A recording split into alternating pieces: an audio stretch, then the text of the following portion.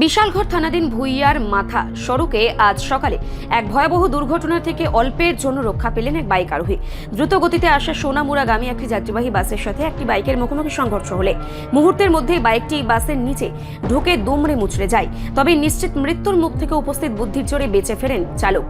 সংঘর্ষের ঠিক আগ মুহূর্তে তিনি বাইক থেকে লাফিয়ে শটান রাস্তায় আছড়ে পড়েন, যার ফলে বড়সড় কোনো চোট ছাড়াই তিনি প্রাণে বেঁচে যান।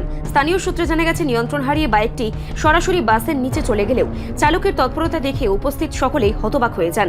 দুর্ঘটনার খবর পেয়ে স্থানীয় বাসিন্দা ও দমকল বাহিনী দ্রুত ঘটনাস্থলে পৌঁছে দুর্ঘটনা কবলিত বাইকটিকে উদ্ধার করে।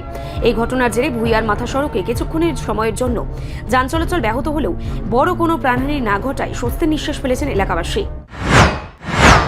ঘটনা হয়েছে, আমরা বিশালগড় ফায়ার সার্ভিসের পলাইছে, একটা ভুইয়ার মাথায় অ্যাক্সিডেন্ট হয়েছে।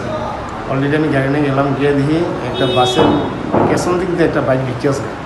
তো ইয়ানো কোনো গঞ্জিত পেতে পাইছি না, আমরা বাইক আর খাওয়া দাওয়া নিয়ে গেছে। আচ্ছা আছে বলে মানে বাইকগুলো কিচ্ছু হয়েছে না, বাইকগুলো একদম ঠিক আছে।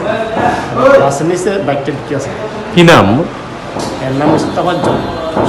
কোনখানে হয়েছে ঘটনাটা? ঘটনা হয়েছে ভুইয়ার মাথা। রিপোর্ট সংবাদ প্রতীক্ষা।